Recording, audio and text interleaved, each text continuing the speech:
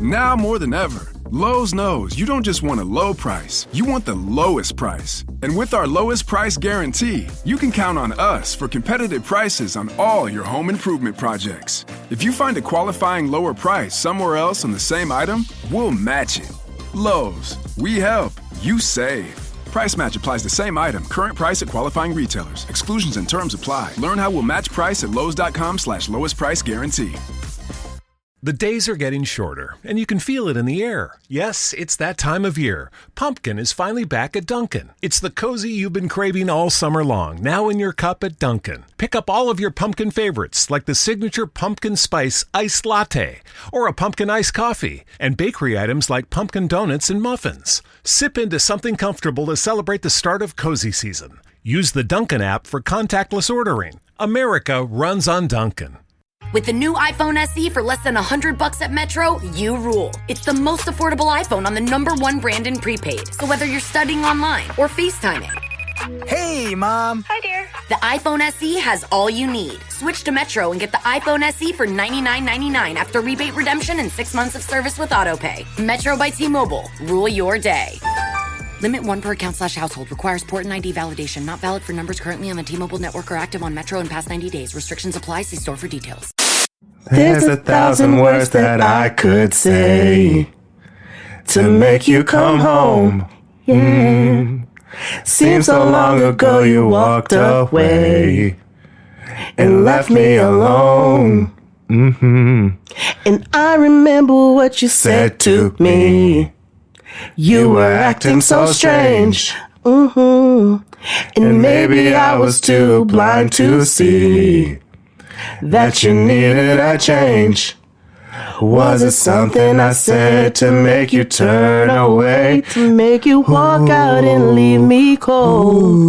If I could just find a way to make it so that you were right here, right now. I've been sitting here, can't get you off my mind. I try my best to be a man and be strong. You drove yourself insane, wishing you could touch your face. But the truth remains, you're gone. Yeah. Gone. Yeah. Gone. Boy, you're gone. Baby boy, you're gone. Yeah. Gone. Mm-hmm.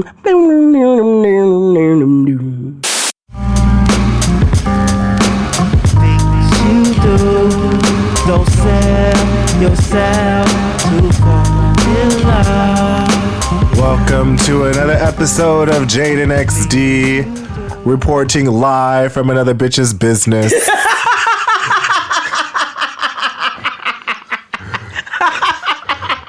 Shout out to Terry Theory for that one. Shout out to you, Terry. That is a good one. I love it. Y'all go listen to In Theory podcast. That shit is funny. Oh shit! I didn't even know Terry had a podcast. Yeah, he does. You know what? I need to do better with keeping up with the peoples. He does, and it's very funny. But he's very funny. Yes, but we're back from our. We're back. Not everybody is, but we are. Yeah, our transcontinental trip. our overseas voyage. There wasn't no seas. Nigga, it felt like seas, nigga. I was on a plane for 6 hours. Yeah. Yeah, that sounds like seas to me. Yeah. Remember when that person said on Twitter, they were so mad. He was like, I would swim through a sea of dicks to slap the shit out of you. Yeah. That is livid. That's 2 degrees past pissed. A straight nigga saying he'll swim through a sea of dicks. Yeah. Like, damn. I was like, oh, he's pissed. He's big mad. Bigly. Bigly. Hugely. Like, woo, shit, he's mad. I think that took me down for years. Yes, still. Woo, I'd swim through a sea of dicks to slap the shit out of you. That is funny. Yes, Sorry. Yes. Anyway. Yeah, we had our live show, our second live show out at Cal State LA. Shout out to Cal State. Yes, we Shout loved out to you. Fred. We loved every bit of it. Thank you for having us back. If you want to have us back again, you know how to find us. You know Fred rocks with us. And any other schools, if you guys are interested in booking us, you know you can. JadenXD@gmail.com. But we had a wonderful trip.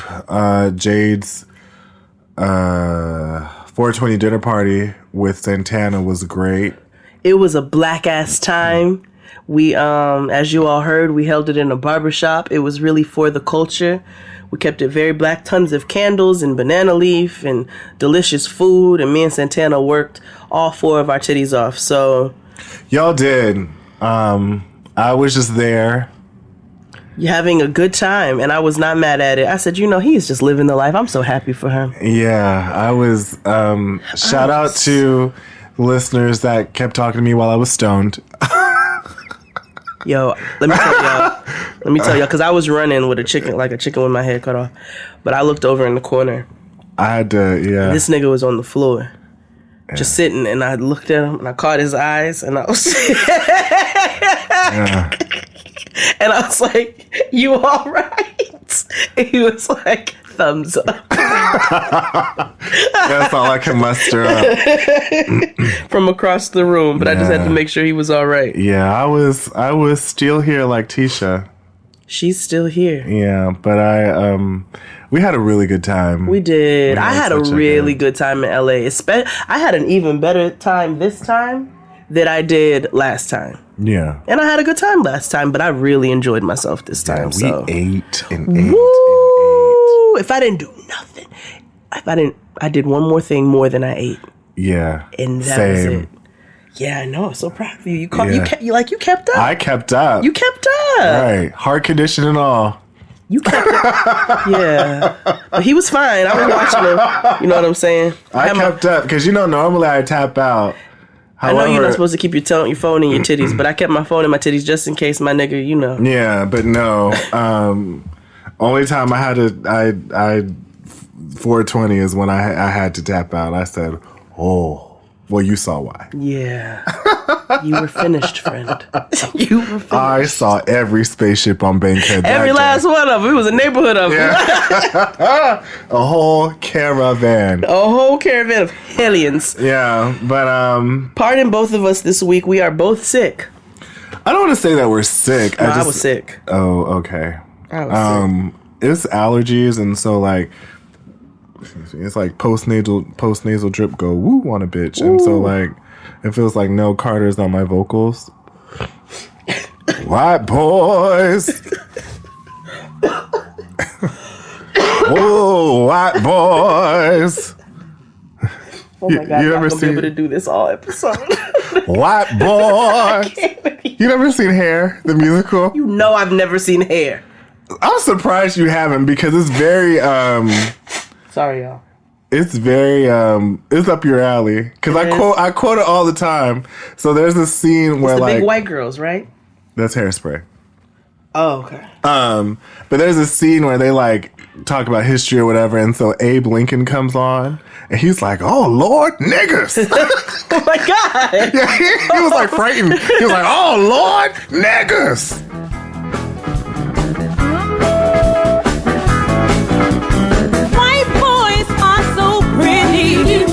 Skin smooth milk.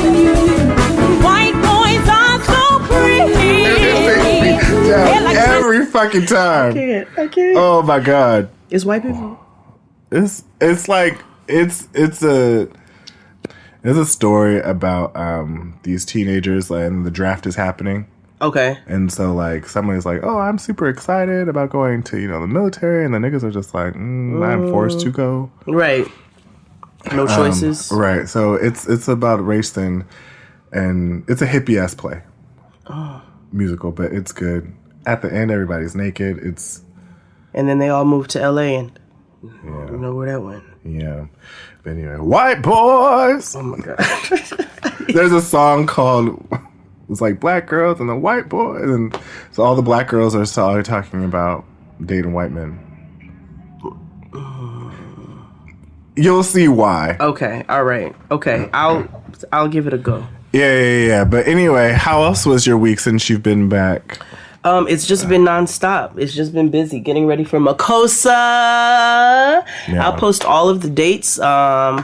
will be in the building serving up the fine dishes. And then there's just like tons of other stuff that like this summer's just gonna be popping. So I've just been in complete planning mode still, trying to get as organized as possible and live my best adult life. I have not had a public transportation story, I don't think, in a while. Mm-hmm. So I'm on my way to Crystal's the other night, and I'm on the train, and I have my shades on because I'm in the mood where I'm like, I don't want niggas looking in my eyes. Like, I'm gonna listen. I really just want to be in my own world all the way. Mean dark pair of shades. Yeah, mean dark pair of shades, and can't see your eyes unless your head is bent. That's right. You dig? We fly high. No lie. And you know this. Ballin'. So I'm on the train, and this story has a theme. This filthy ass nigga gets on the train. Okay? It's an old nigga. He's looking at every woman. I mean, and it's not even like subtle, like he's just like, you know, looking to the side real quick or something like that. You know, I know that niggas check women out. You know, women check men out. Like, that's just how it goes. But he's looking at every woman. Then I notice a trend. It's all white women. He's loving white women. But he keeps looking at my face, and every time he looks at me, he's looking disgusted. And I'm like, why are you like, I don't like niggas looking directly in my face. That's like a violation to me. You know what I'm saying? That's just one of those things. And if you live in New York, you understand what don't look directly in my face on the train. Look somewhere else. Yeah, unless you're trying to get my attention. Right. And even then, I don't want to talk. But you looking straight up in my face. Are you trying to see if I can not see you through my shades or what? So we're riding for at least 12 stops. And he keeps going. So I slowly take my shades off, fold them up, put them in my pocket, lean over, and I made the face at him. Like, what? I was like, what's up? You got something? You want to say something, filthy ass nigga? And he was like, filthy ass nigga, you don't know me to be calling me no names. I said, I know you well enough to know you a filthy ass nigga. You've been looking at every woman who gets on this train, and now you staring in my face. So what do you have to say, filthy ass nigga? I was like, you thought I wasn't gonna say nothing, but you keep giving me this disgusted ass look. I was like, so say what you gotta say. He was not expecting me at all to address him, because I had headphones on, shade, like I didn't look like I was gonna say nothing. But if you keep staring at me, I'm gonna say something. So he's like, I don't want to know you. I was like, yeah, and you don't need to, filthy ass nigga. You don't know me. Stop calling me that. I was like, filthy ass nigga. So he gets up and he walks down a couple of seats on my same side. Like, he's across from me at that point, but he walks to my same side but further down. I was like, so you moving seats, filthy ass nigga. So I was in full troll mode because I was over him at that point. Then we both got off uptown, and he realized that we got off on the same stop, so he keeps looking back. And I was like, you looking back? You scared, filthy ass nigga.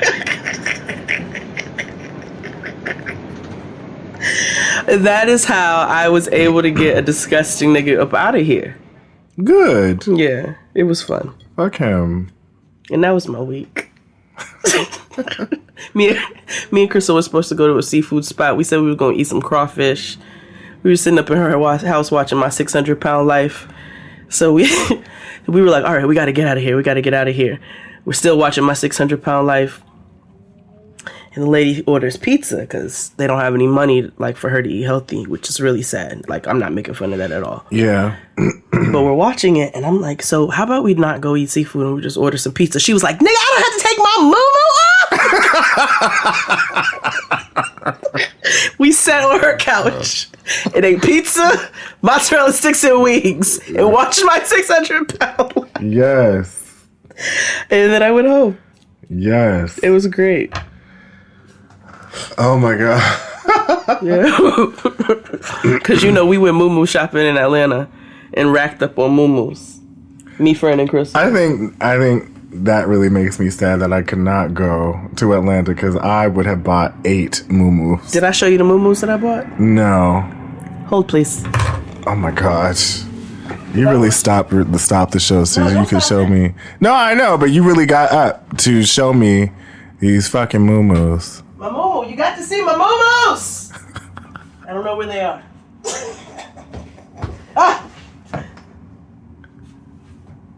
Ooh, that is a moo. I have one in pink. That is a Mima dress. Ooh. Where do they sell them? Because I've never understood where people buy them. Because my mother has one, my grandmother has one. Where are they like sold in catalogs? Is there just like an auntie, like middle aged, like we bought them from Huelmerta. Oh, yeah, really? Mm-hmm. Literally, I walked around the Airbnb in Atlanta like in some chancletas and that. Every time I came downstairs, you just heard me. Yeah. You were abuelita for... I was abuelita. Friend nicknamed me Guadalupe for the weekend. Yeah. Yeah, that's literally what you were. She was like, look at you, abuela! It was a blunt hanging off my lip. My head was wrapped up, that moo and some chancletas. Yes, yes. It was great. So my week was pretty cool. I had a birthday. You did! I did. Thank you all for the lovely shout outs. Shout out to our social media person who did that nice video of me. Yeah. Happy birthday, legend. Yeah. I was like, it would say legend. Right. I got some nice words of encouragement. I got chocolate covered strawberries. And Chris. Okay, so work's done and you're craving something spicy and salty. I know. What I do is snack on Blue Diamond wasabi and soy sauce flavored almonds. They're so good, and almonds are a superfood. Don't deny your cravings. Eat them.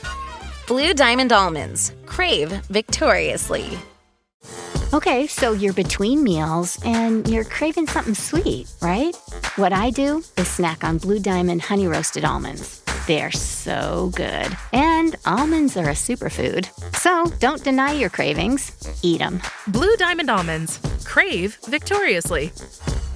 So, Asante, Drew, and Fran took me out for dinner. My BFF Terrell took me out for lunch. Yeah, it was pretty.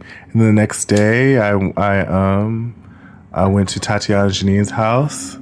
My homegirl. Yeah. My homegirl. Yes, homegirl. Yeah. Shout out to her, editor of the Boombox. Yes, shout out to her. And we had tacos. Because you know what's crazy? When we were in LA, I was like, if I have another fucking taco. But as soon as I got back to New York, if I don't have another taco, I'm going to go off. Yeah, like, where the fuck are they? I thought I was going to be tired of Mexican food. I got back the other day. I said, baby, are you tired of Mexican food? He said, never. Yeah, like, never. Yeah. You married the right one. Yeah. Like, oh my God. Like, fuck. Anyway. Yeah, my week was pretty decent. Outside, we're getting a new office, and I saw it today. And it was under construction, so I may or may not have asbestos poisoning, so I'm not sure. That might be why you're coughing. Yeah. He's been walking around the city with an all-black SARS mask. I should have did that regardless of my damn allergies or not. Yeah, you should, actually. Because I don't know what the fuck they put in this fucking air and shit, because I was not breathing heavy like I was fucking Nell Carter and shit. Why is Nell Carter the theme of the day? When I was in Los Angeles. But as soon as I got here, it's like, I can't hide what I feel inside. That's because the air here is poopity scoop. Poopity oopity poopity scoop. Yeah, oh God. Lazier than a Music Soul Child eye.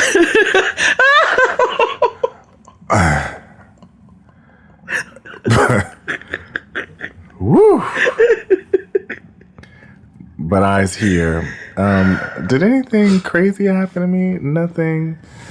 No, I've been straight like 9:15. Good.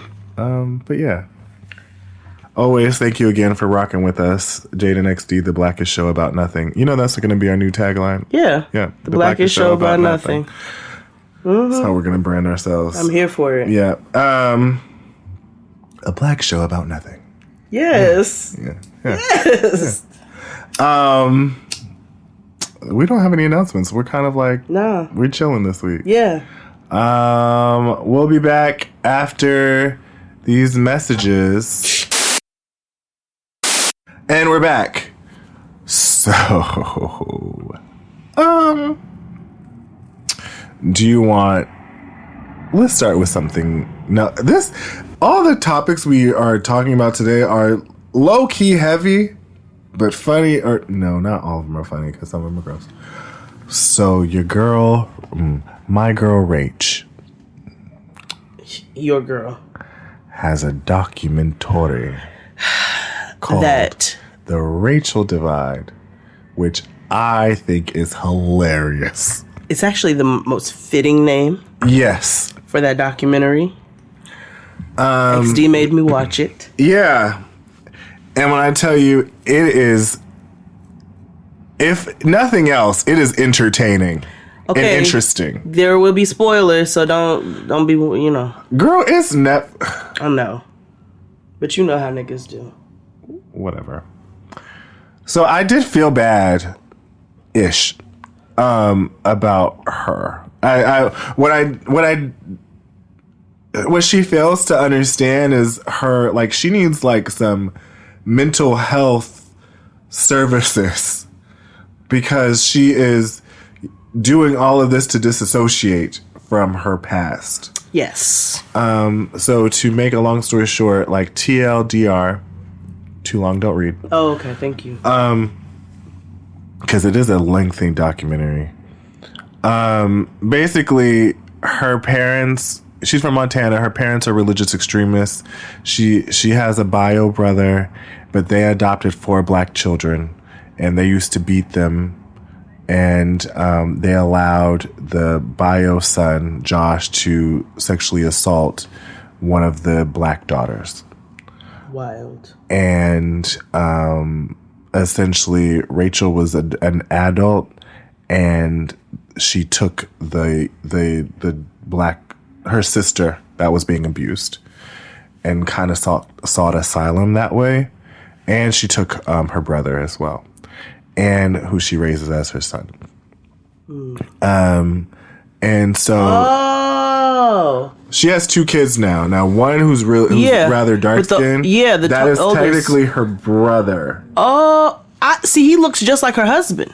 Yes, but which is weird, but no. But I thought it was her, and I was like, how is he so dark? Yeah, the eldest one, he is her adopted brother that he calls her mom. Yeah, he does. He is significantly old. She is significantly older than he is, but she raised him.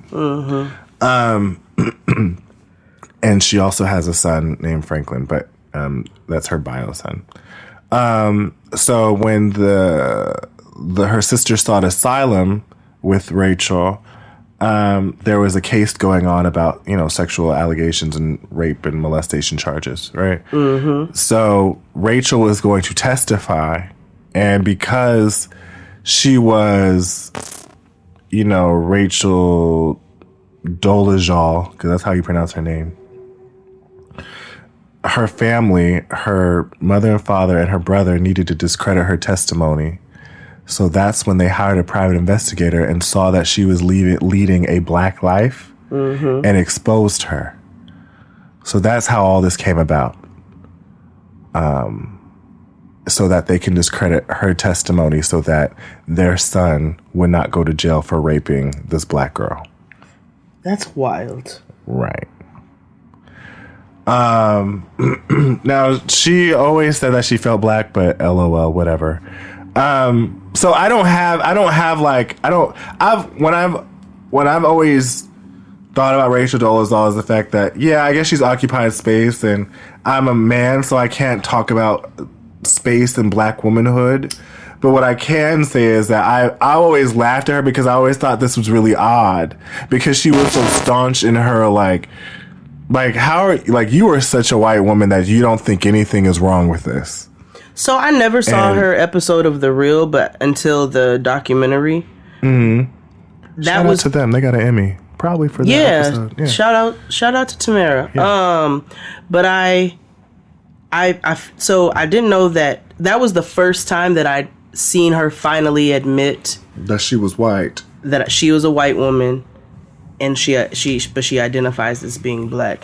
Now, not saying that makes it okay or that I'm now a Rachel advocate, because I'm not by any means, because there will be a takeaway. Yeah.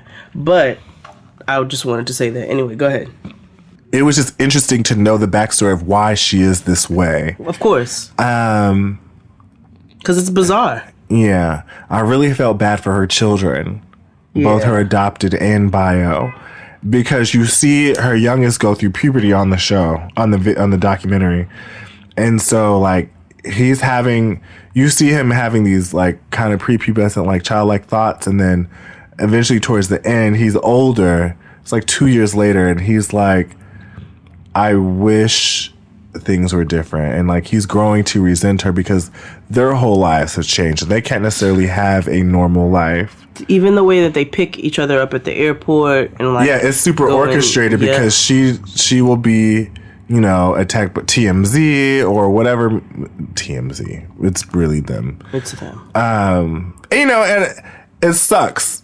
You know, for her, you know, whatever. She's going to be ostracized for the rest of her life. But it sucks because, you know, her son, the eldest one, is trying to go to Howard. And then everybody's, like, trying to rescind his or try to get his application revoked or whatever. But it's like, he has nothing to do with that. He's not first of all, he's a black boy. Yeah. So why are you all going to take his opportunities away when he already has things working against him? Right. And so it's like, it's none of their fault. Right. She also had a baby. Yes, she did. And the father of that child is not in their lives. No. And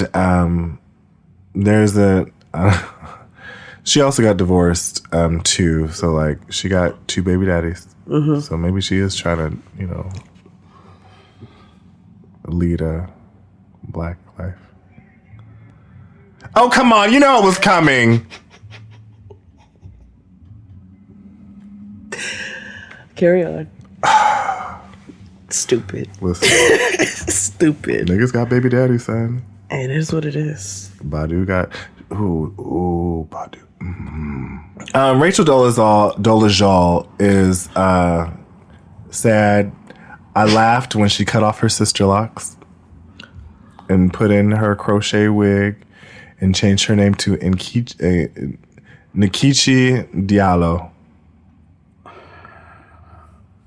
She just be, like, doing so much. Like it's like she would have been so much better as a white ally. I don't believe in allies, but she would have been so much better as an ally being white as opposed to co-opting doing black cosplay. And first and most importantly, I don't want to victim blame, but nothing about her looks black or biracial. Nothing. Like, we tease you about, like, oh, how we thought you were Rachel Dolezal. But you look black. Like, you know what I mean? Like, you have black features. Right. Nothing about her even remotely sounds or looks black. So she sounds like a straight up and down white woman. Like, there is nothing. And so when I'm looking at these people, like these black women, what do I gotta say? Cis black women now, because they're like cis black because they were born black. Yeah.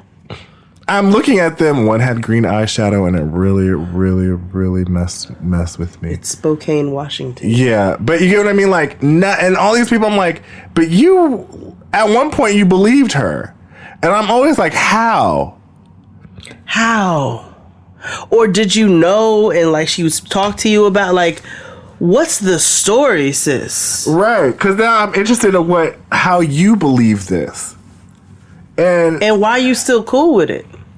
Or, like, why didn't you call it out from the jump? Even if you had your doubts, like, no. Especially if you worked for it in the NAACP. You know what I mean? Yeah, that's not their fault, though. Because if somebody says it, like, who are you to be like... Me. Because I'm going to be like, well, who's black? Who is your mama or your daddy? Listen, Tammy Roman did it. She said it very bluntly to I forget y'all listeners, y'all help me. When Tammy Roman was like, well, they had a new girl on there. She was like, well, is you black or what? Yes. And that's all she had to say. But if the girl says yes, then you pry and probe, like Tammy Roman. Reporting live from other people's business. Report live from another bitch's business. Yo, that is the best thing I have heard all day, I swear. Like, you have to. Listen, and I'm not saying you have to, but I'm just saying, like, it just didn't make, like, none of this makes sense to me. Well, the girl came through with receipts talking about this her daddy, this her mama, and it's a white lady and a black man, and you know what I'm saying? Again, I am not advocating for Rachel Dolezal. I'm just saying, like, that's a difficult situation. When somebody's like, yeah, I'm black, and then it's like, oh, and then they're like, oh, these are my parents. And it's like... But her wigs were fucked up, so therefore I'm like... a lot of bitches with fucked up wigs. Yes, but they are black. I know a lot of mixed girls who don't know how to do that. Fuck it. I grew up with a lot of mixed...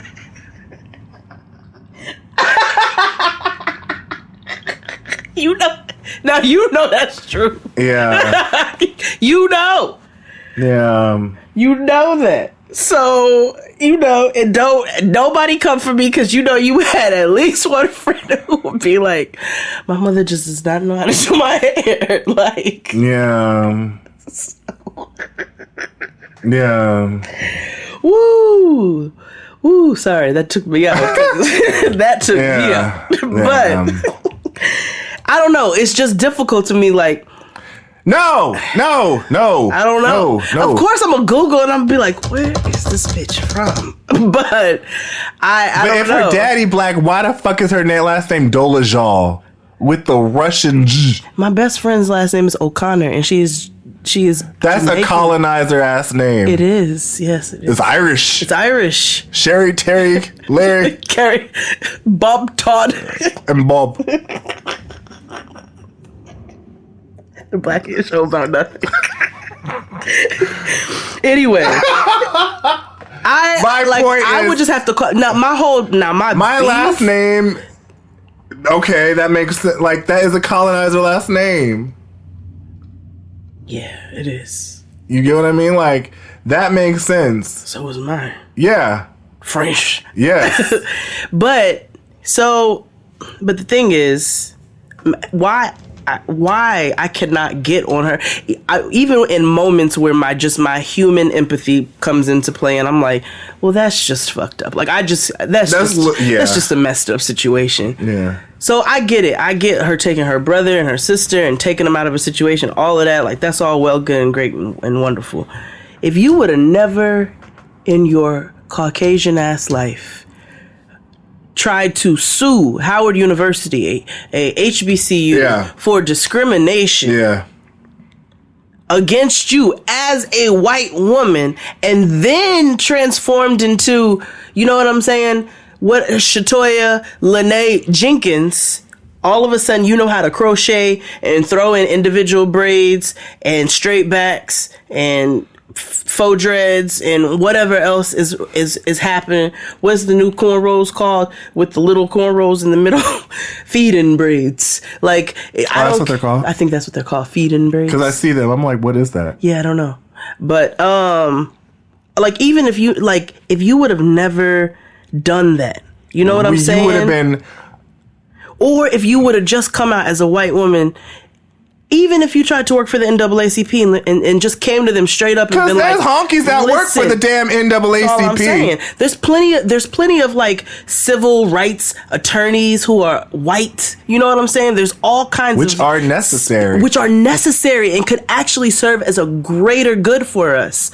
And so if you would have come out and said, listen, I identify with black culture. I love black culture. You don't have to go into your family life. You can just say, I identify with black culture. I love black culture. And that's just what it is. And I want to help, and I have a voice, and I want to do these things. If you would have come and said that, never tried to sue an HBCU for discrimination against you as a white woman, because that is like the ultimate white woman thing to do. Ooh, ain't it? And then turned around and told black and brown students that they were not black or brown enough for whatever. If you would have never done those things, there would be no beef with this situation. There would be no story behind Rachel Dolezal right now. Yeah. But you She just took drag way too far. She took drag way too far.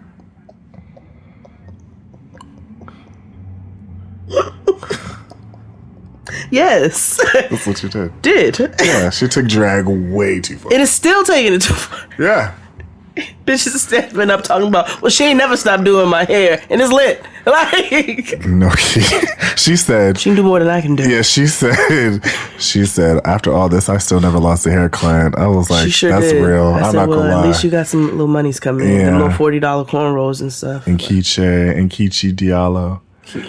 I got fake people showing fake love to me, straight up to my face. Straight up to my face. I've been down so long it look like up to me. They look up. Jade and I were on the train today and we were talking about names. And we're just like, in class of 2026, there's going to be a lot of Jalen's and Aiden's graduating. And the class of 2018, 2019, 2020, tons of Madisons. And Mackenzies. Lots of Mackenzies. So many Mackenzies. Class of 2024, Liams. Yeah. Mad Liams. But anybody who was class between 2000 or between 1998 and class of 2003, your middle name is probably Nicole. Mm-hmm. Mad Latoyas. There's no more Keishas. Keishas and Latoyas are extinct.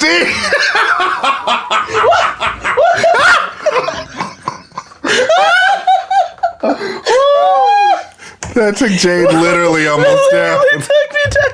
They're gone. Woo!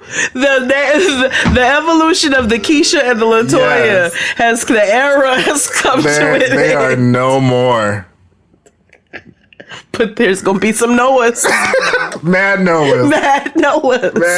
Every time I be at some kind of kids thing, I'll hear somebody be like, Noah, and I'm like, oh, somebody's son. Yes. Yeah, it's a son. But yeah, there's Mad Noahs.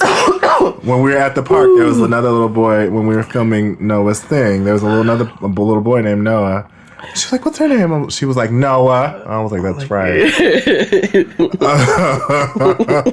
But yes, rest in peace to all the Keisha Latoyas, because there's no more. No, there's not. I don't know if there's going to be any more Tiffany's either. I feel like there'll always be. You're right. There's always. But I feel like the Ray, Sean's, and the they're never. They're also never gonna. No, they're not, because the hood will always exist. Yeah, they're gonna get more creative. There's not gonna be Ray Sean's. There's no more Dante's. There's no more. There's no more Dante's. Darius's. Yeah. You know what I'm saying? There's not going to be any more of that. Daryl's. But they've evolved. Out of their daddy. Like now they're like Kiari's and, Quintavious'. That depends if you want your child to be a football player or not. Neither one of them are football players. A Quintarius, that is a NFL name. Kiari is Offset's name. And I know. Quintavious is Quavo. I know. But Quavo can play football, though. Quavo is an athlete. Mm-hmm. He's an homophobic athlete. A homophobic athlete. Yeah. Which is fine. Who may or may not be having sex with Nicki Minaj. I don't know. I can't figure out the dynamic. That's kind of gross. Because I imagine him naked look like a stray dog. Yeah. Because skinny niggas. Like a greyhound. Yeah. Mm-hmm. I see it. Yeah. And she looks like Snorlax. Snarf. Have you ever seen Snorlax? Google Snorlax. Like now that she got those new thighs to match. Oh my God. She looks like Snorlax. It doesn't look right though. No, she looks like Snorlax. Oh yes, from Pokemon. Yeah. Same buns and everything. Speaking of Pokemon, X-Men are Pokemon. Prove me wrong. Or like all the Marvel characters, they're Pokemon. Prove me wrong. Aquaman. Oh, that's DC. Either way, comic book characters. They're all Pokemon. Aquaman. That's Squirtle. Everything's Pokemon. Ant-Man. That's whatever. They're all Pokemon. Everybody's Pokemon. But anywho, there's another documentary I want to talk about. Jade made me watch this fucked up documentary. Fucked up. Girl, it's called One of Us. It's on the Netflix. It's the story of 3 people raised in the Hasidic Jewish community who have left the community. Escaped. Well, one of them escaped. The other 2 left. But I also feel like men have sexism is so pervasive in every culture because the girl had to leave and escape because she was being abused by her husband. And nobody would do anything. And nobody do anything. So she escaped, but the men just walked the fuck out.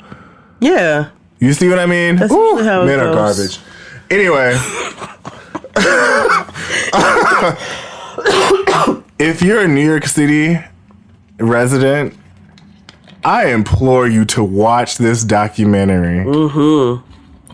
Because a lot of things Jade and I think about things were confirmed and also were shocking in this documentary. See, we can't even really talk about it because of who we are. Yes. But just know that most Black New Yorkers have similar sentiments that we do. Yes. So when you watch this documentary, you may or may not be vindicated. So listen. But there are moments where it is very sad. It's sad. And family court system, fuck the family court system. Oh, you didn't get that far. Nah. But it's fine. I don't care. Yo, spoiler alert. You know she lost her kids? Oh yeah. I did. And they had the nerve to say that she wouldn't get supervised visits at the time. They said at first she could only write a letter to them every 2 weeks, a handwritten letter. So I'm gonna keep it funky for just a second. Don't worry, I'm not gonna say anything offensive. These are just all things that just happen to be so. And this is so that I can give context for those who do not live in New York City. Because if you live in New York City, you already know how the system works. Essentially, the Hasidic Jewish community is a community that is so they're very protected. Super protected.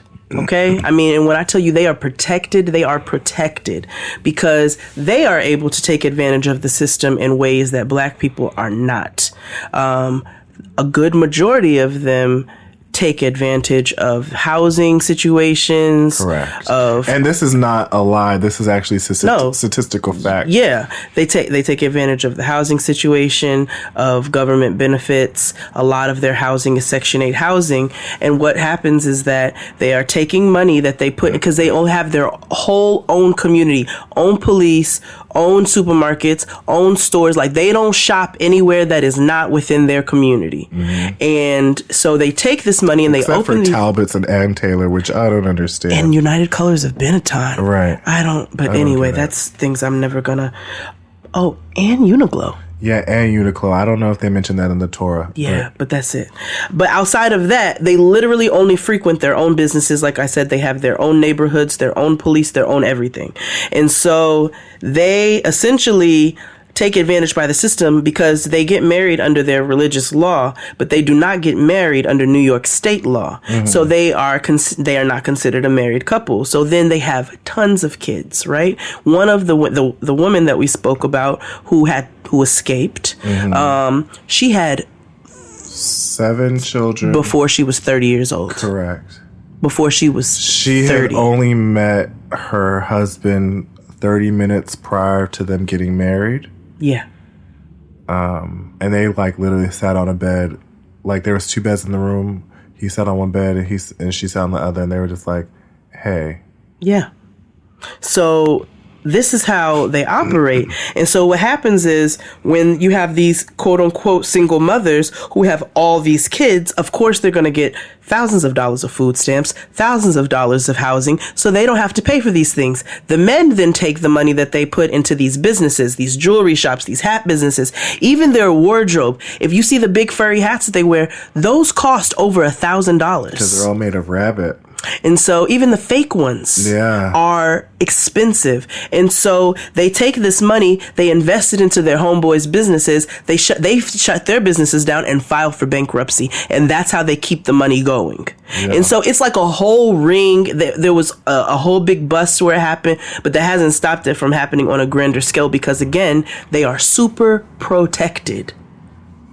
It's mafia like. Yeah, New York City fears the Hasidic Jew community. Yeah, and this is not a slight towards people who are of the Jewish faith. It's not what this is about. No, not at all. Hasidism. Yeah, that is which is like extreme Eastern European descent in these extreme communities where they don't interact with other people. They don't use the internet. They're not allowed to watch TV.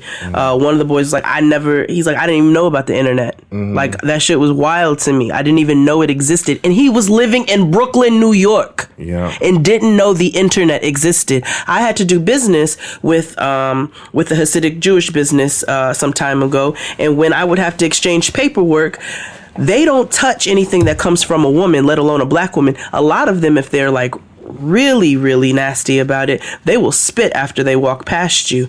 But this particular guy that I dealt with, he was actually friendly, but he could not take a piece of paper out of my hand. He would have to place the paper down. I'd have to pick it up, sign it, place it back down, and he'd pick it up. And this is how they operate. They don't speak to you. They don't look at you. They act as if you do not exist. And it is a huge problem because they also own a lot of the housing that's in New York, which is what is causing, and they raise the prices, and it's causing especially black people to be pushed out of our communities and out of our neighborhoods. And this is where gentrification is happening because they don't want to rent to black people. So they rent to white people. And now all of the black neighborhoods are turning into white neighborhoods. And the white people are completely oblivious. Okay, so you're between meals and you're craving something sweet, right? What I do is snack on Blue Diamond honey roasted almonds. They're so good. And almonds are a superfood. So don't deny your cravings. Eat them. Blue Diamond almonds. Crave victoriously. Okay, so you're between meals and you're craving something sweet, right? What I do is snack on Blue Diamond honey roasted almonds. They're so good. And almonds are a superfood. So don't deny your cravings. Eat them. Blue Diamond almonds. Crave victoriously. To what's going on. They just think they found this cool new thing, not realizing that you guys are pushing out people who have been here for decades and built lives and businesses and community. Yeah. And you want to come and open up your new wine shop and your fucking coffee bar on the corner of Nostrand and Hawthorne, where somebody just got shot 3 weeks ago. Yeah. So it's like it's a vicious cycle. It's a vicious cycle here, and it's only getting worse. And unfortunately, and again, this is not a slight whatsoever to those of the Jewish faith. This is about Hasidic Jews specifically. They cause a very, very large problem within this city. Yeah. It's called One of Us, and it's on Netflix. Implore you to watch it. Yep. You also learned that the ones that do vote are Trump supporters. Wild, fam. Wild. You don't even watch TV, so how do you know? Yeah, so. That's me, true. Peace blue, Hebrew. Loyal on my side, keep me out of jail to feast stew. Shout to the coldest on my barometer. Bergman, Shapiro, Kalina, Hanukkah. Cause we smoke sour to deal with the paranoia that they charge by the hour, can't hire the Jewish lawyer. Court cases, no laces, orange dickies. Jewish lawyer helping you, but he costs G's. Ask yourself what you want to do this for. Good Jewish lawyer turn a 10 to a 2 to... Anywho, moving right along. So Bill Cosby. Yeah. I mean, he's getting what he deserves. So when do you think he's gonna die? Ooh. I say before Christmas. Tatiana Janine said he likes to make a spectacle, so it'll be around the holidays. Evil people don't. But listen, he might do like Joe Paterno. Joe Paterno died before he got sent away. I actually thought that. I thought he might. I thought he was going to die during this trial situation. Pop a couple of. Never mind. I said this on Getting Grown. Getting grown. Haven't had one of those in a while. Yeah. But I said this on Getting Grown. He's disgusting and deserves everything that he gets right now. But it's a sad situation for the black community. Is it? Yeah, we just they just took Cosby Show all the way away from everybody. And the Cosby Show is one that has translated super well throughout time. It's great for kids, you know what I'm saying? It's a great family show. Put him aside. Put your feelings about him to the side. And it's not fair to the rest of the cast members. It's not. It's not fair to them, who also made the show an amazing show. And now because of his gross and heinous acts in his personal life, that took something away that the black community has been able to have for some time now. And that's sad. The Cosby Show is one that you said it wasn't your thing, but it's one that I grew up on. I know it's one that tons of my friends and family grew up on. And even it trickled down to now where Noah and I know other friends whose kids got a hold of the Cosby Show and absolutely fell in love with it. So it's very, very sad that we have to lose out on something like that because of somebody who could not control themselves. And they went out of their way to be disgusting. Yeah. Well, good riddance. Yeah. You know. And like Kia said, I hope somebody's praying for Camille. I hope somebody's checking on Camille. Fuck her too. Why? She knew? She said all them women are faking. She's always been an uppity, staunch bitch, and I like her anyway. So, you know, whatever. Kick rocks. That makes sense. You have to marry to somebody. But damn, she said they're all lying. Really? Yeah, girl. See, that's like the one who finds her husband cheating and comes in and tries to fight the woman. Yep. She's always been on his side when it comes to his respectability thing. That whole pound cake speech when he called us all the blacks lazy and need to pull your pants up and all that good shit. So, I mean, hell. I never could get down with him for that. I didn't care who he was. I was like, that's whack. Yeah. That's whack. Why would you even say that? Like, that's whack. Kanye's doing the same thing. But either way, I mean, it's unfortunate. He's on house arrest for the next 75 days. Until his sentencing. I thought that was funny because this is like, how the fuck do you put an 80-year-old man on house arrest? He wasn't going out the house any damn way. He can't see. Right. Like, even if he could see, where was he going at 80 years old? Excuse me. Right.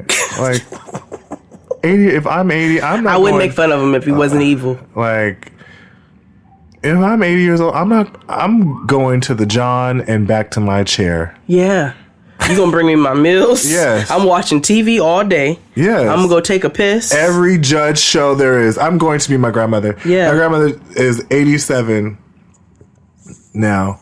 She has a routine. She gets up, she washes up, showers, all that good stuff. She goes right in the living room. This has been like this way for years. When she stopped driving. We go to the living room, cut on the TV, not turn on, cut on. Cut on. And it's Judge show after Judge show after Judge show. And then the Price is Right. And the news. Yo, my grandparents get up at like 4 o'clock in the morning and eat toast and drink black coffee and watch the news. I'm like, for what? That's depressing.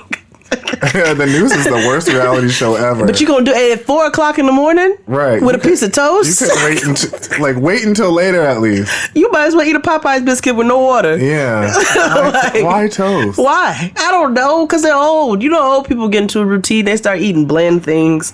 Let me tell you something. The only cereals I would have, this is my paternal grandparents, the only cereals I would have, because my grandmother was a control freak, we'd have shredded wheat, the big logs. I love Me too. That's how I came to appreciate them. They were big as shit. You could only have 3 in a bowl. She put 2 big logs in a bowl, some skim milk, some sugar on top, and be like, here's breakfast. Them shits would be big as shit, only 2. I'm not a horse. They wouldn't even fit in the whole bowl. Like, I gotta wait for it to get soggy. It's cutting my mouth, Mimi. It's cutting my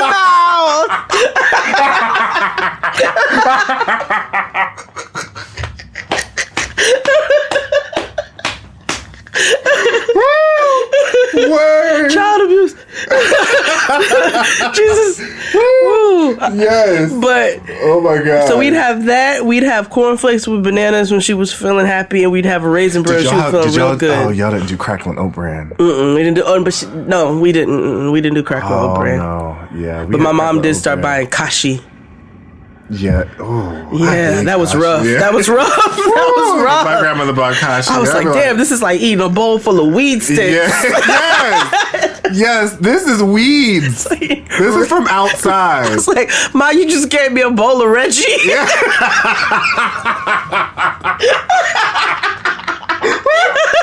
Yeah, that shit tastes just like grass. This is literally kashi. Mad kashi is a bowl of Reggie. Yeah. Kashi, a bowl of Reggie. Yeah.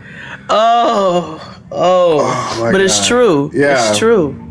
It's true. But anyway, Bill Cosby. Fuck you. So yeah, yeah. You getting what you get. What? Hey, fuck Bill Cosby, you a bitch. So Nas is in the news this week. Mm-hmm.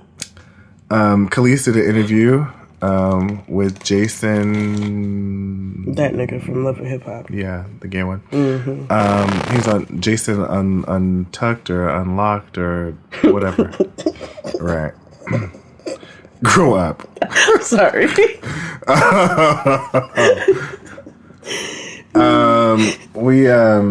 So she did an interview where she addresses the abuse that she had in her relationship with Nas.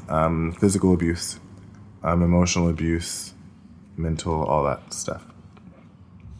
He decides to respond via Instagram and Instagram, that's how you know he getting old.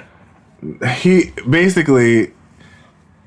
was commenting on somebody else's comment, and the comment was some hotep nigga was like, oh, this is how feminism is tearing down or emasculating the black man community. And he gonna say, absolutely. You know, I've had it with niggas for real. It's not feminism. Like, that's just the truth. Yeah, like, let's just... I've had it with niggas for real. Niggas have an allergy to accountability. And you know, it's unfortunate, you know. I watched the Khalees interview, and you know, generally, you know me and my level of patience. And so when it comes to certain things, I either cut it off, fall asleep, or I'll watch it in pieces and try to be like, I got the gist. I watched that in its entirety, and I took my time. I sat down, I paid attention, and I didn't do nothing else while I watched it. And my takeaway from it is it was a refreshingly honest interview, because it did not come off as a victimized interview. It came off as like, because she owned her own shit too. You know what I'm saying? She owned her own shit as well. She's like, I had my issues as well. I'm not saying that this nigga just drank and I sat there like a meek mouse. She's like, we drank together, we partied together, we lived a wild life. She's like, and when I'd be drunk and I'd stop drinking, he would keep drinking. And that just sounds like the truth. That doesn't sound like somebody who's trying to villainize another person. Right. Furthermore, if a nigga is not taking care of his responsibilities. What killed me was that house shit. when he stopped paying the mortgage, and she walked into a foreclosure notice. That's wild. Like, that is some abuse like no other. Like that is nigga, you telling me justification for me to shoot you in your knee. You telling me that me and your child are homeless? Right, your kid's homeless, and it's not like you stopped paying and said, "Oh, by the way, I packed up my son's stuff and he's coming to live with me because you don't have nowhere to live." Right. Like it's not even like he did it like that. You just didn't say nothing and just left them out to dry. That's not cool, and I don't care who it is. No. I don't care who it is. It doesn't matter if it's Nas. It doesn't matter if it's Deshaun from across the street. Like, it's not okay for anybody to do that. And the same way that women are talked about and also guilty, you know what I'm saying? If we are in a situation where we hold a child from their father out of spite, out of the fact that, our feelings are hurt or whatever the case is, it's not okay for a nigga to do the same thing. And why can't he be called out if he is handling a situation out of spite as well? Yeah. Like, how come he can't be held just as accountable? It's just like, how come a woman is a dirty bitch and this, that, and the third when she holds a child from their father, which I don't think that's right for any parent to do that. No, it's not. But so why all of a sudden, because he's Nas, can't we talk about it? That's not saying that, there's like this problem with feminism and, women they're yelling out too much and they're complaining about everything and they want a title and they're happy because they have this, that, and the third. I'm like, do you know how long it took us to get what we have? Listen. Men never vary from the script. You know how have you ever sent my mother used to do this to me all the time. This is why I've known I've been really meticulous about things. Mm-hmm. So she'd be like, she'd send me to go find something and I'd be like, I can't find it. But she was like, see, because you didn't look there.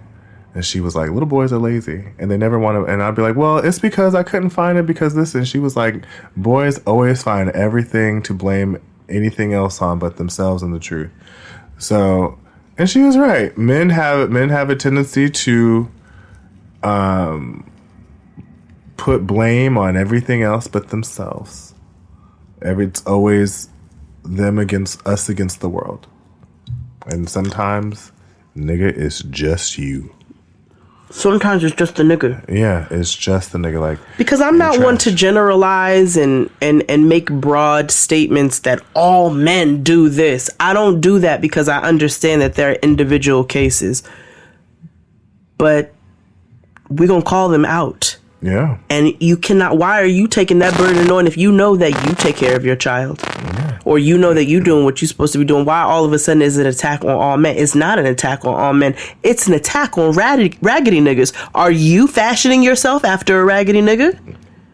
Because if, So what you mad for? Yeah. If you're a hit dog, you gonna holler. All right.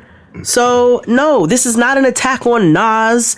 This and everything else that she said in that interview, it didn't seem like things that were too far from the truth. You know what I'm saying? So I thought it was a great interview. Again, it didn't come off to me like she had something to hide or that she was, it was just like, listen, I'm sick of this shit. I ain't never said nothing.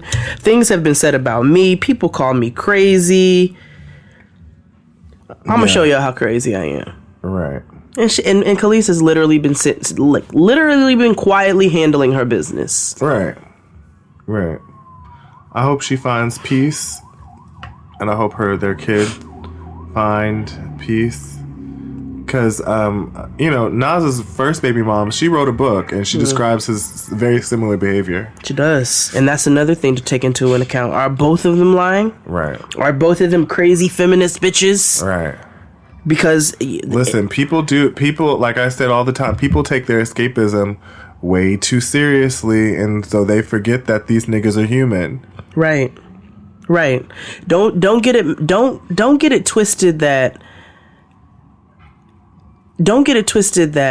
just because you don't see it happening doesn't mean it's not. Just remember that the exposure nowadays is just easier to come by. Yeah. So that's how we're finding out through and through who the raggedy niggas are, but niggas have been raggedy for a long time. And no, it's not all niggas. So don't, like, I know how y'all like to do, but people have been raggedy for a long time. People been using drugs. People been doing and not saying that people who do drugs are raggedy, but people have been doing a lot of things that you disapprove of for a long, long time. Yeah. You just haven't had the exposure, and now you do. Y'all ready for Nas? Queensbridge, y'all ready to see Nasty Nas? They ready. Yeah. Word. Got some Remy Martin. Speaking of raggedy niggas, the Time's Up group, Tarana Burke and co decided this week to have a hashtag and movement to mute R. Kelly. Word. He responded by saying that this is a public lynching and that he supports all black women or women of color and yada yada yada.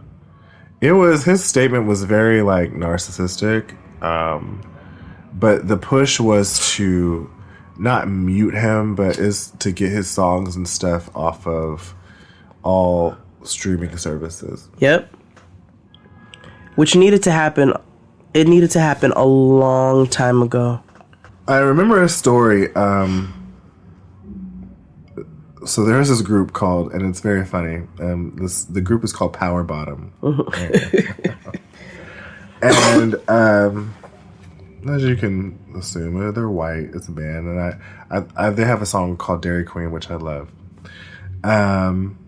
However, the lead singer was definitely a rapist, and what happened was when the allegations came out, I believe their song is still out there, but most streaming services pulled all their stuff down. Their record label dropped them. Their management dropped them.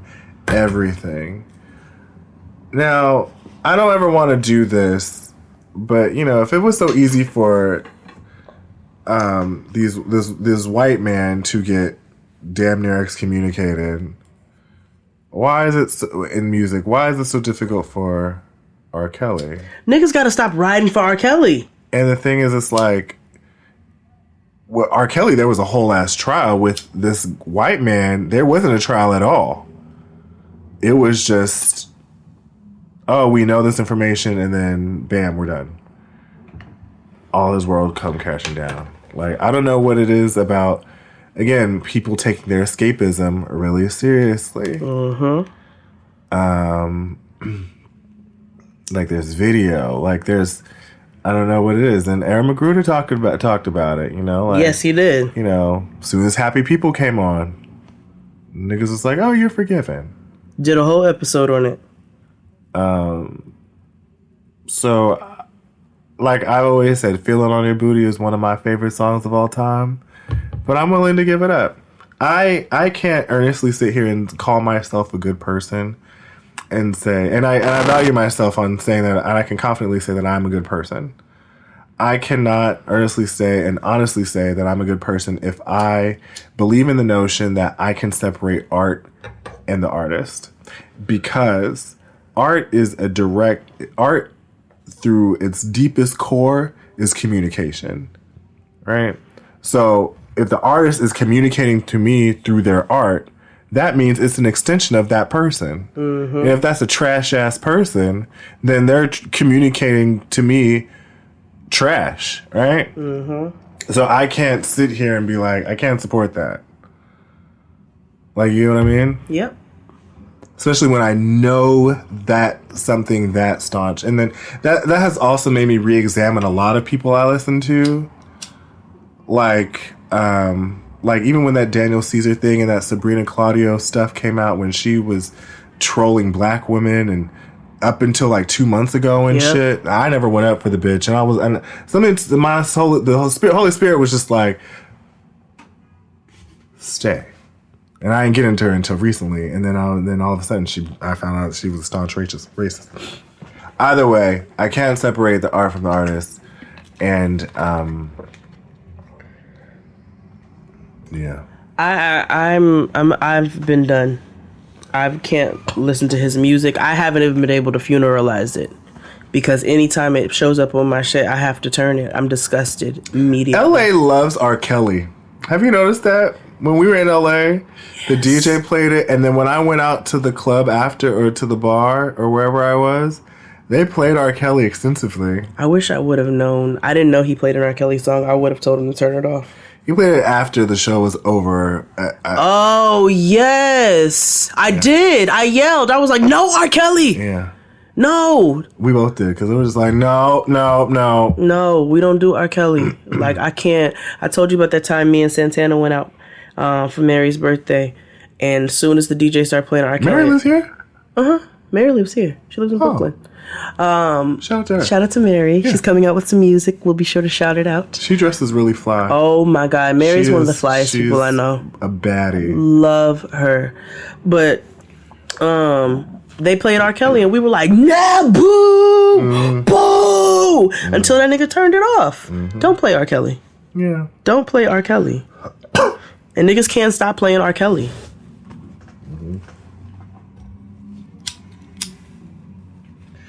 But time's up on R. Kelly. Mute his ass. Meek Mill is out.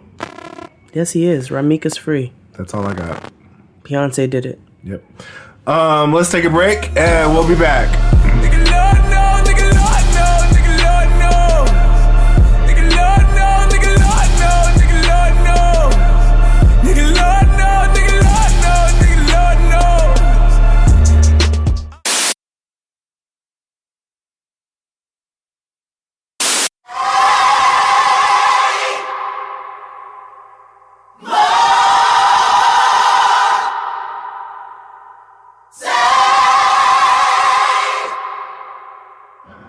Everybody take your seats. Take your seats. We are gathered here today to celebrate the life and times of Kanye Omari West. He too, like Kaya, has died. Mourn him.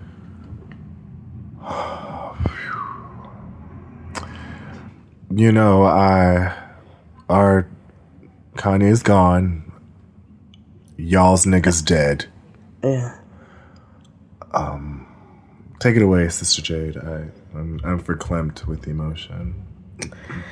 Kanye Omari West was born in Atlanta and raised in Chicago. That makes sense why he was... Anyway, I'm sorry. He entered this world on June 8th, 1977. His father, Ray West, is a former Black Panther. LOL. His mother, Donda West, passed away due to complications from surgery in 2008. Kanye left this earth on May 24th, 2014, which ironically was the day of his wedding to Kimberly Kardashian. Really? What? That's when he died. No. Okay, girl. Whatever. No. He was. All right. So before Kanye died, he was in hospice for quite some time. I want to say from the moment that 808s and Heartbreaks came out until May 24th, 2014, Kanye was in hospice. So he was on his way, but we thought that maybe he might make a recovery. But on May 24th, 2014, it all came to a crash and burn when he married into the Kardashian family. Now his ghost is here haunting all of us with his shenanigans and his foolishness and his scoopity poop. So what we are here to do is actually funeralize some of the jams that Kanye gave us. Not that nigga Yeezy. aka God. He's still calling himself that. We're here to funeralize some of the Kanye West tracks. But before we get into that, because we're just going to close the show out with that. Before that, shout out to Janelle Monáe. She came out as pansexual. Good for her. Yes! Shout out to Janelle. Love you, girl. Yeah, the whole song, the whole album is about coochie, but you know. I love it. It's cool, whatever. It's great. Yeah. So yeah, Kanye's dead, y'all. He's gone. Like, that's really the long and the short of it. He's done. At this point, he is done. There is no coming back from this. He's done. Like, at this point, there's no coming back from what he did. Publicity stunt or not, album coming out, he's just trying to gain attention, whatever niggas want to say to try to justify his crazy ass behavior. He is finished. At this point, you are, and it's not about a difference of politics, and it's not about who you choose to be friends with, but at this point, it is who you choose to be friends with, and it is about these politics, because you are choosing to publicly celebrate a man who causes nothing but terrorism and divide in this country, has brought out all of the ugliness of this country that we knew existed, but really brought it back to the forefront. And did you see the TMZ situation? Mm-hmm. You wanna? I only have 9 words for this whole segment, so get it out. Go ahead.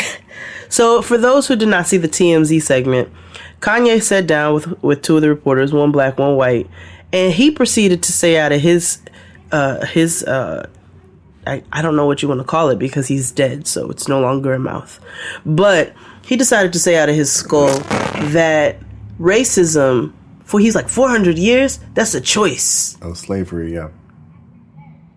What? Yeah. Slavery was a choice? Mm-hmm. And there was a reporter there, I think his name is Van. Mm-hmm. He broke it down beautifully for him to let him know that everything coming out of his mouth was bullshit, and this is why. Feel that I'm feeling. Do you feel that I'm being free and I'm thinking free? I actually don't think you're thinking anything. I think what you're doing right now is actually the absence of thought. And the reason why I feel like that is because Kanye, you're entitled to your opinion. You're entitled to believe whatever you want. But there is fact and real world, real life consequence behind everything that you just said. And while you are making music and being an artist and living the life that you've earned by being a genius, the rest of us in society have to deal with these threats to our lives. We have to deal with the marginalization that has come from the 400 years of slavery that you... So if you haven't seen that clip, you need to go check that out. But, I have 9 words. What are your 9 words? Fuck Kanye, the old one and the new one. And that's all I got. Oh, Kanye was... I said what I said. Okay, that's fine. Oh, Kanye was all his french fries were not in the box. Some of them fell out in the bag. We all know that. The ghetto. I'm not going to diagnose Kanye, and I wish niggas would stop diagnosing Kanye. The ghetto. I wish niggas would stop saying Kanye has bipolar. Woo, the ghetto. Stop saying that Kanye he suffers from depression and this and maybe it's schizophrenia and blah blah. Stop it. First of all, none of you niggas are doctors. Mm-hmm. You don't know. Nobody. That's also super ableist. What? Like to when you... Yeah, it is actually. Yeah, it is. And as Kinta B so beautifully pointed out, she said, my best friend suffers from bipolar disorder. And the worst thing she ever did was not take her medication, not say slavery didn't exist. Yeah. So, for one, stop diagnosing him because nobody's diagnosing him because he so blatantly stated he does not need to see a therapist. He does not see a therapist. So he made sure to let you niggas know that. So stop diagnosing him. He's standing in his shit. But you know, the fact that you can sit here and you're calling this disgusting man a friend, and you're taking pictures with him, and you're wearing his hateful ass paraphernalia, and you are advocating for him, no matter what the reason is behind it. I don't care if Kris Jenner is the greatest, devil of all time. I don't care about any of that. Like, I don't care what your reasoning is at this point. You are, and no, Kanye does not speak for me. So for any Hotep niggas who want to pop up, he does not speak for me. Talk for yourselves. Shut up, nigga. He is still setting, because you still have ignorant white people out there who are looking at the things that he's saying, and they are using him as the face of black people. So you can say whatever you want, but this nigga speaks for you even when you don't want him to speak for you. Yeah. Even when you don't choose that. Yeah. Yeah. And as you can see with both the president and his son were both like co-signing what he was saying. Yes. And then after that, and then Chance opened his dumbass mouth at the wrong time, and then wants to hop back. Oh, my name's Bennett and I ain't in it. And then had to issue, the new celebrity press release, the Notes app. Oh, yes. Because that is press release. And then gave this long ass apology. First of all, how narcissistic are you to think that we all gonna read that shit? Celebrities don't know how to apologize. They don't. It's 140 or less. Hello, that's all you need. If you choose to use online public relations, then you need 140 or less. Brevity is key. Or you can just stop saying dumbass shit so you don't have to come back and say nothing to 140 or less. It's a part of staying ready so you don't have to get ready. That's all I'm saying. But where do you all live? Where are you all reporting from? From another bitch's business. We need to dedicate this episode to Terry.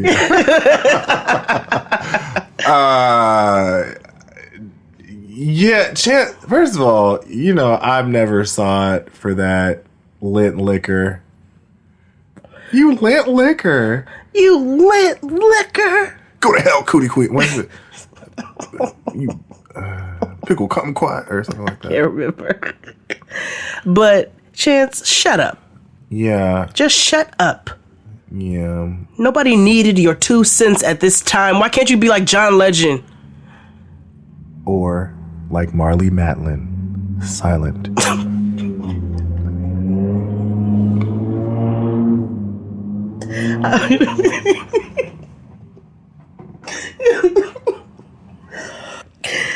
Oh, I'm just so irritated. I'm irritated. Like Dustin said, fuck you for making me feel this way, Kanye. Like, I hate you. I can't believe that I'm literally having to funeralize your music because the things that come out of your mouth are so gross at this point that I can't even listen to your music. This is how I feel about Kaya. So I get your pain. Oh. Yeah. Okay. I really like Kaya, but that bitch is homophobic. Mm-hmm. She is, very. So is Lady Saw now. Is she? She got saved again. Okay. So it's like, fags burn in hell, fags burn in hell. You can go to God, you can save your soul, fags burn in hell. Okay. Well. But me too rich for argue with, bitch.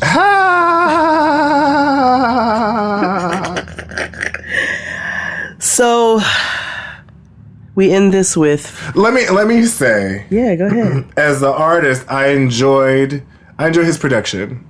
So I'll give you that. So like when people talk about Kanye West, and like on my iTunes, I do have Kanye. I like some of his songs, but to be like as hardcore as I am about Jay-Z, then that's different. And Jay-Z got canceled to me. Well, I can't really say that because he still, pays me from time to time. But Wait, why did it? Because he cheated on Beyonce. Yeah. Yes. I was watching Beachella today. Oh God. And then he came on the screen and I just got mad. Because not only did you cheat on Beyonce, you messed up the fucking song. You were very upset. Yes. We read it. And then here you come, Nappy. What is that? He must be recording an album again. Because he don't cut his hair when he recorded. Which...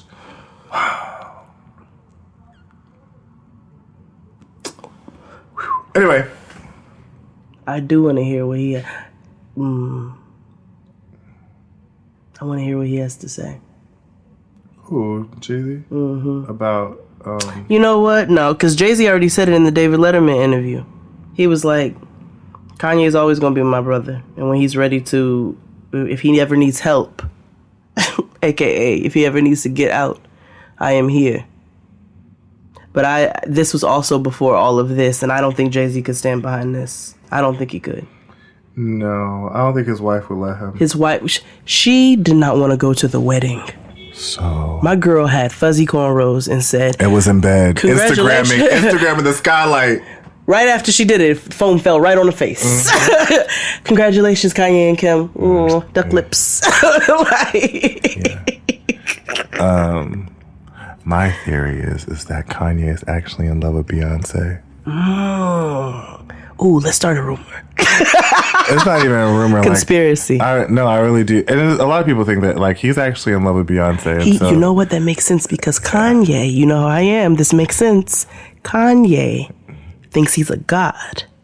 And so therefore, he believes that he deserves to be with Beyonce. And that's really where his resentment for Jay-Z comes from.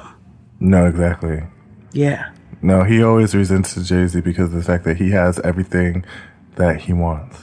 And see, when he hopped up on that stage with that bottle of Hennessy and his shirt half tucked in, going up for Beyonce, he thought that was going to be the moment where he could shoot his shot. But it didn't happen. It didn't work that way. No. Makes sense. Y'all know we be coming with the heat. So we're gonna funeralize some of Kanye. Wait, but what would so Abe asked us a question, and he asked us what would we like Kanye to do with his platform now, idealistically. Idealistically, I want him to do the exact opposite of everything that he's doing, and to use his platform. You came from Black Panther, and you are advocating for Donald Trump. You are wearing MAGA hats and then tweeting, I got my MAGA hat sign. Lit. Like, what is that? I would want Kanye to use his platform for the exact opposite of what he's using it for. To expose Donald Trump for the disgusting swine that he is.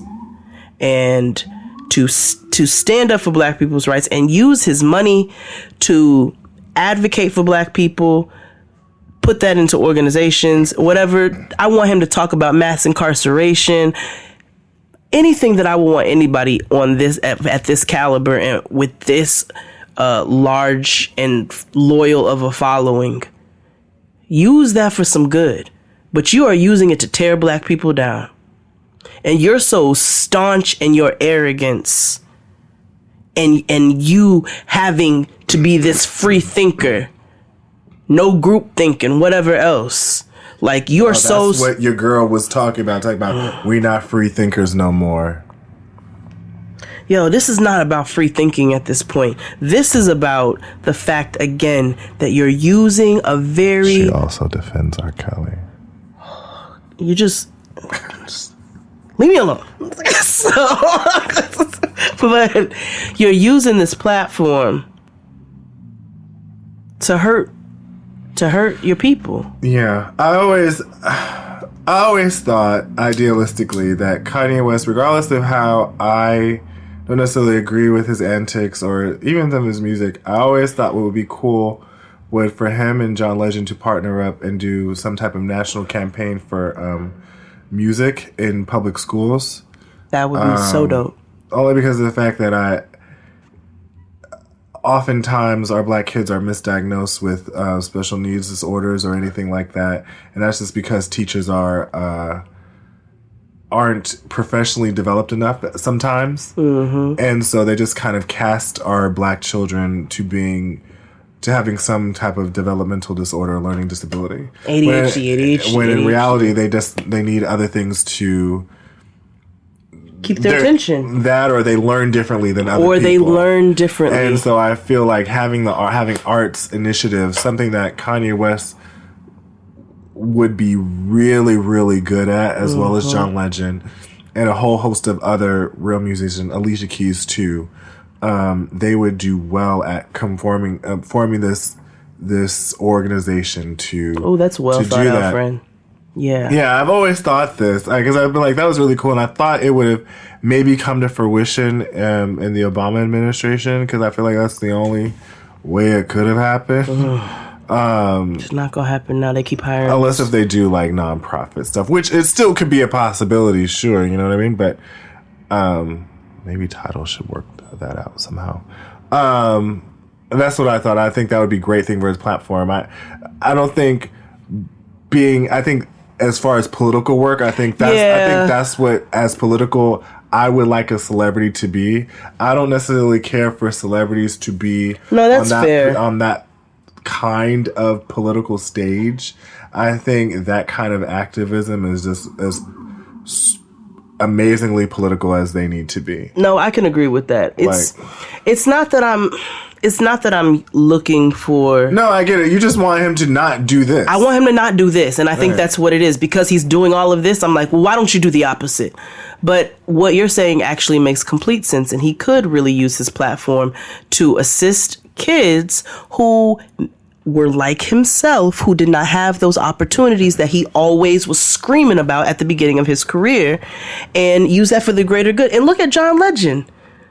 Look at John Legend. John Legend really, really uses his talents and really uses his platform to just try to be a decent human being. You know what I'm saying? Yeah. And I think that's all I would really be looking for from him. Yeah. And so,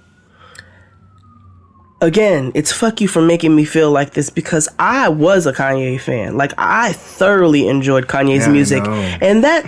George Bush does not care about black people. Kanye is gone. Like, he has been gone for a very long time. He is nowhere near where I don't know who this person is, but it is not who that person was. And that was the Kanye. And that Kanye always, he always had a touch. He always had a few things going on, but he still loved black people. You can tell he loved black people. Yeah. You know what I'm saying? You can tell he did. So, but yeah, Kanye, he loved black people. There was a time when Kanye loved black people. He made music for black people. He's gone. Our nigga dead. So, we don't have much time left. We don't. So first of all, Kanye's first 3 albums all together are just... Graduation was his crossover album, so I understand that. But Flashing Lights is one of my top 5 favorite Kanye songs of all time. Till I got flashed by the paparazzi. Damn, these niggas got me. I hate these niggas more than a Nazi. I know you love to show off, but I never thought. I loved Flashing Lights. But if we go back to College Dropout, we had Jesus Walk, Spaceship with Consequence, and GLC. Spaceships was a good song. I've been working the spaceship and I made shit. I wish I could find me a spaceship and fly. Who knows? What's the sky?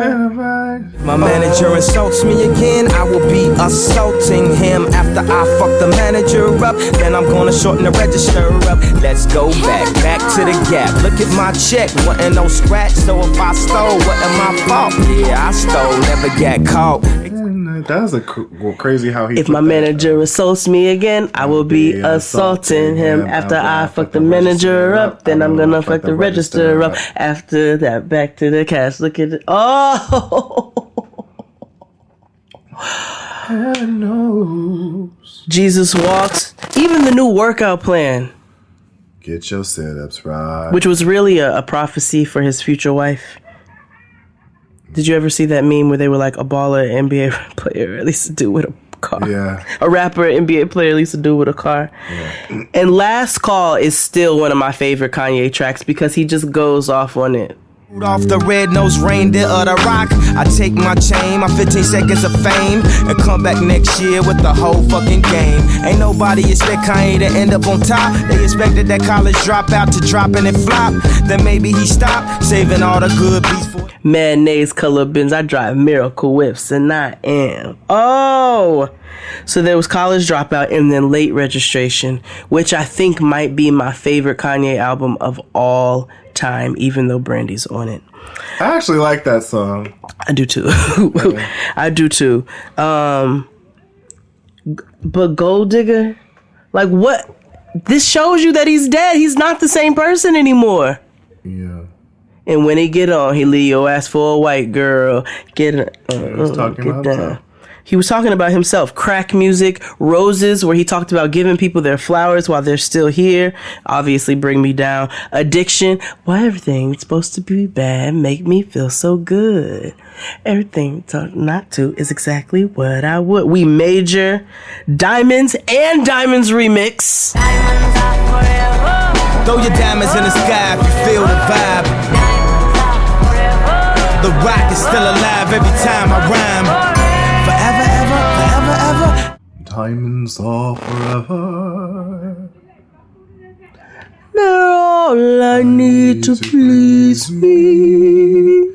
They can't simulate and tease me.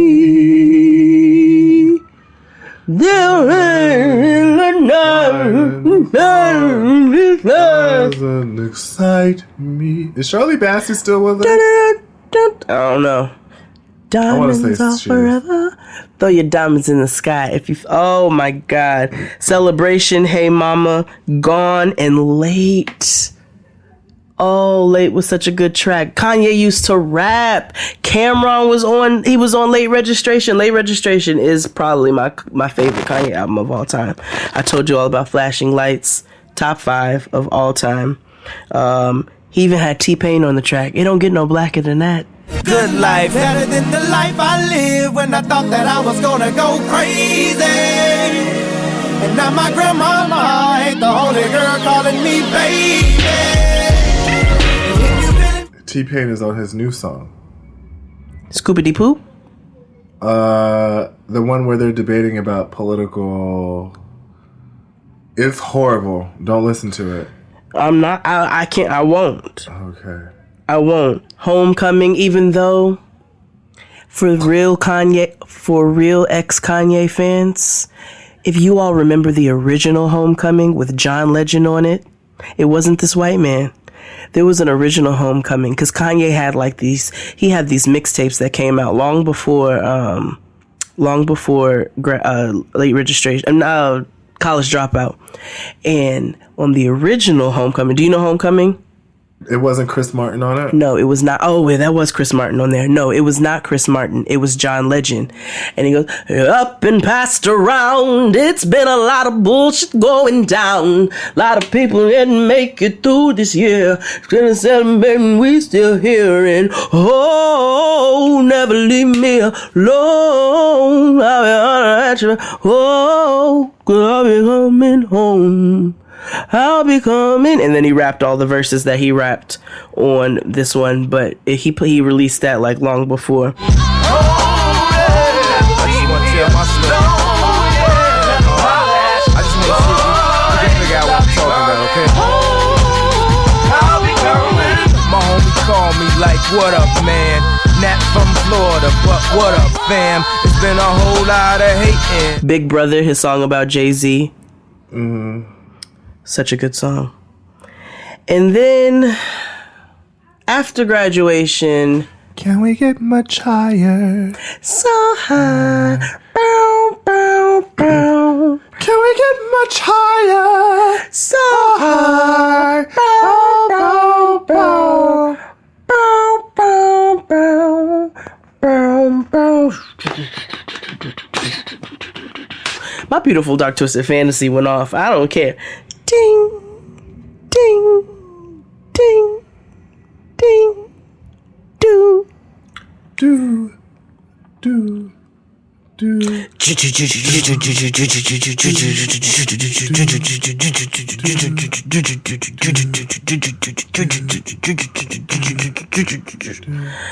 I always find something wrong. You've been putting up with my shit just way too long. I'm so Oh my gosh. My Beautiful Dark Twisted Fantasy. I mean, he was almost dead by then. Gone for the night. Damn, I forgot. Power. Huh. Ha. Huh. Ha. Huh. Ha. Ha. We living in this 21st century. Monster, the only song that made me... Pink wig, thick ass, give 'em a whip flash. That's the only Nicki verse that I think I like stood up for and like... That and Looking Ass Niggas. Looking Ass Niggas was good. Yeah. But, She did that. I feel like we should... Nope. Okay. All right. So Appalled, Hell of a Life. 808s and Heartbreaks I actually enjoyed. I did. I know that is... I like Say You Well on that song. I know that's the 808 and Heartbreak Divide documentary coming soon, but I was one of the people who was on the side of I only like Say You Well. Only thing is because it was a really dark song, but it was like, oh. Coldest Winter too. Memories made in the coldest winter. Goodbye, my friend. And then he lost his mind on Yeezus. Blood on leaves. Please. Blood on leaves. Please. Please. Please.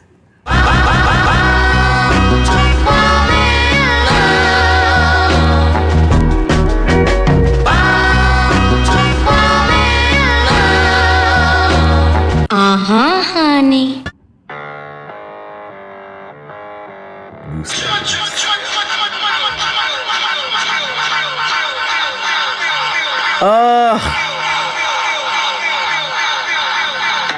Mama always raised on the heroin.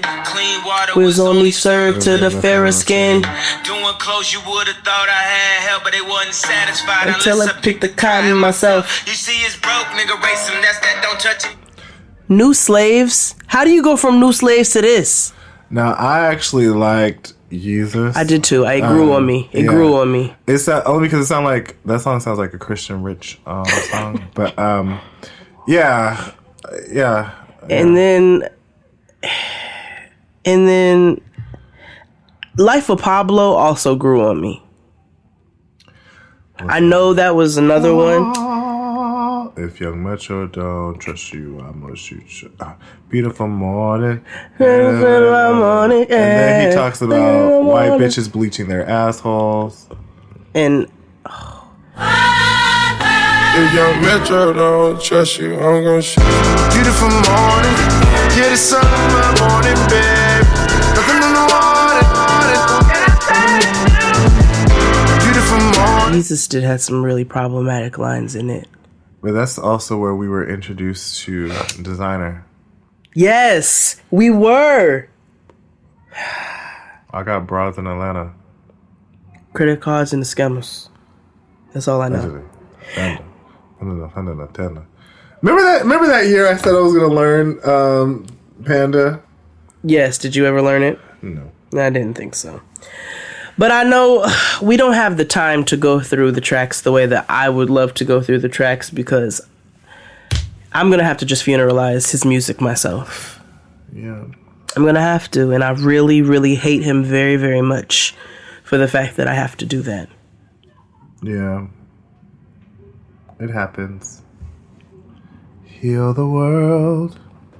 Make it a better place.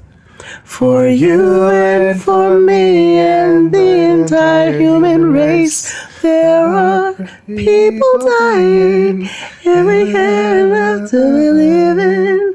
Make a better place for you and for me. Yes. I confuse that song with fucking "We Are the World" all the time. We are the world. We are the children. We are the ones who make a brighter place. So let's start giving. I know it's not going to people dying. Yeah, that's how I always change it. I do that every time. I thought it was just me. No. I do that all the time. Yo, I heard a funny story about, I think it was Heal the World. And I want to say, oh yeah, Quincy Jones. Did he kick out Cyndi Lauper? Yeah. It's crazy. Yes. Yeah. He kicked out Cyndi Lauper. He's like, if you don't like it, you can get your purse and go. Mm-hmm. And that bitch stayed. Yeah, she sure did. She's like, fine. That's what happens when you sit there and eat your food. Sit there and eat the food, Tina. Yeah. So, anyway, that's another episode of Jaden XD, a black episode about nothing. Yeah. I like that brand. I like that too. The blackest show about nothing. Yeah. We'll see you next week with more nothing. Bye. Uh-oh. But it's too late. It's too late. Sweater, and I ain't talking about This episode of Jade and XD was produced by Abraham Quezada. My week was cool. You know. Hold on. You know what I hate? And I don't know, this is no, like this is recent. When did cops start like playing like their sirens like it's a fucking Metro Boomin beat? Like, you know what I mean? Like, what happened to back in the day when you would just let this shit woo when Donald Trump got in office? And all of a sudden these niggas want to play grinding and shit with their fucking sirens. Right. And it's just like, what the fuck? So flammy. Oh, our nose is running. Oh, we coughing something. We're so flammy. That nigga sang the fuck back on that song. I'm coughing cause my post nasal drip. I'm so flammy. He sang back. He said, I'm gonna get this 100,000 or whatever the fuck I was promised. $100. Yes. Yeah. Yes. Yeah. Yes. I wore that chain. Yeah. Anyway. What? When we get to the later part, she pissed me off. No.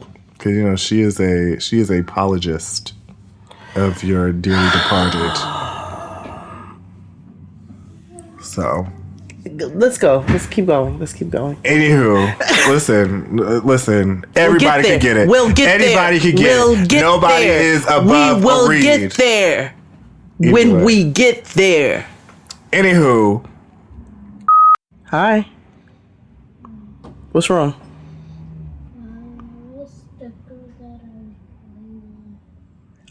I can't understand anything that's coming out of your mouth.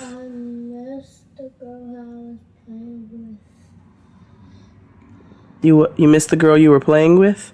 It's okay. You'll be all right. You'll see her again. You need a bath. You smell like outside. I missed the girl I was playing with. What's her name again? Yeah. She is so sad about this girl. She's named. She don't know. Her name's what? Nazaria? Azaria? Well, you'll see her again. Live 3 doors down. It's fine. She'll see her again. She'll see her again. Go ahead, Funky. She needed to let us know that. Yeah, she did. Mm-hmm. She's going through something. Yeah, Azaria is gone. Mm-hmm. When I was young, I never needed anyone. And love is just for fun. Those days have gone. All by myself. I don't want to live all by myself anymore. I'm mad we're laughing at your daughter's pain. Because it's not real pain. Yeah, so. Jesus. I hate you most of the time. The days are getting shorter, and you can feel it in the air. Yes, it's that time of year. Pumpkin is finally back at Dunkin'. It's the cozy you've been craving all summer long, now in your cup at Dunkin'. Pick up all of your pumpkin favorites, like the signature pumpkin spice iced latte, or a pumpkin iced coffee, and bakery items like pumpkin donuts and muffins. Sip into something comfortable to celebrate the start of cozy season. Use the Dunkin' app for contactless ordering. America runs on Dunkin'. Okay, so work's done and you're craving something spicy and salty. I know. What I do is snack on Blue Diamond wasabi and soy sauce flavored almonds. They're so good, and almonds are a superfood. Don't deny your cravings. Eat them. Blue Diamond almonds. Crave victoriously.